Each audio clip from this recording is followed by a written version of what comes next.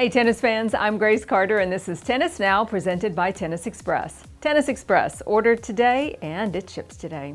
The USTA's vision for the 2020 US Open is one big safety bubble. New York is going to be hosting the world's first Grand Slam played since the start of COVID-19. It will run as scheduled starting August 31st at the Billie Jean King National Tennis Center in Flushing Meadows. In a recent Zoom conference call, the USTA announced a very ambitious plan to play back-to-back tournaments in New York. The Western, Southern, and Open, usually played in Cincinnati, is now going to be played in New York and just before the US Open.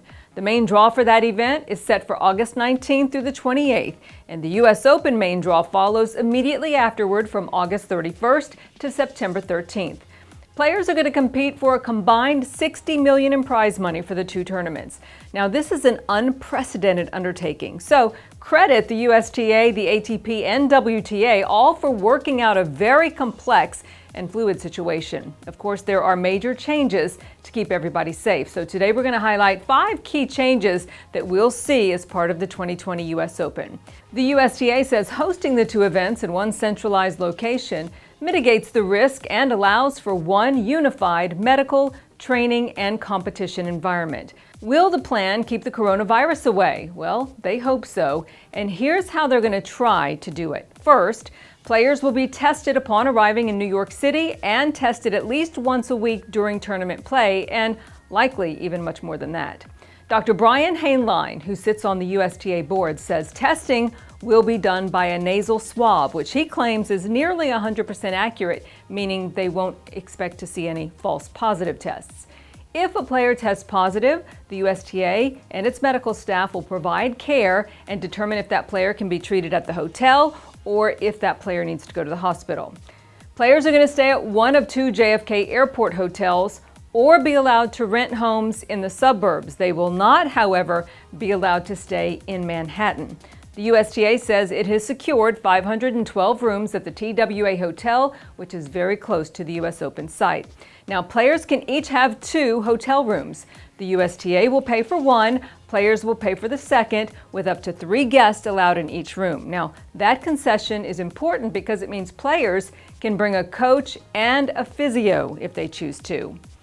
Once on site, locker rooms will be restricted. Players will be, though, allowed to use the corporate luxury suites if they want to warm up or relax there before their matches. Next, you're going to see limited line crews at the tournaments. In Arthur Ashe and Louis Armstrong stadiums, they're going to be using full line crews.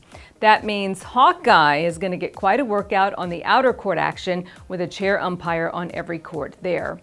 As for ball crews, the USTA says there will be 6 ball people staffing the 2 stadium courts. The outer courts will just use 3, one at each end and then another at the net.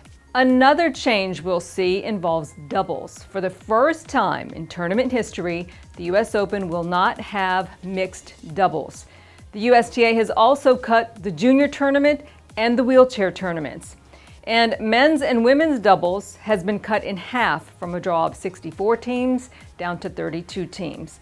It's a big bummer, but the USTA says it must limit the total number of people on site.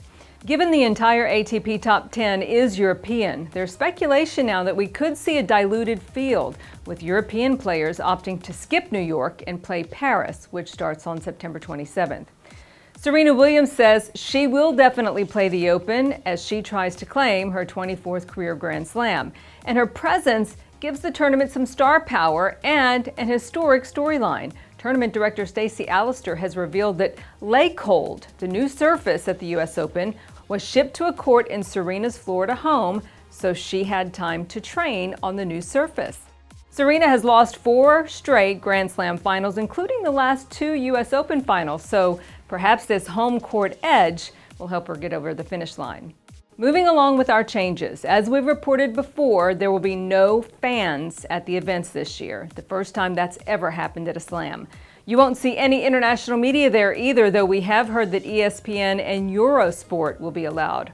And you know, New York City night matches, really famous for the craziness that fans bring, won't be a factor this time around. And finally, the entry deadline for the Western and Southern is set for July 11th. The U.S. Open, though, is going to be a little more flexible with entry deadline, which is going to be 2 to 3 weeks before the main draw starts, and that's to let players assess the situation in New York as we get closer to that tournament. It's all a bit surreal, and it's going to be very interesting to see how it all plays out. So, are you excited to see the Open proceed, or are you more worried about the safety? Sound off in the comment section, and we'll see you next time.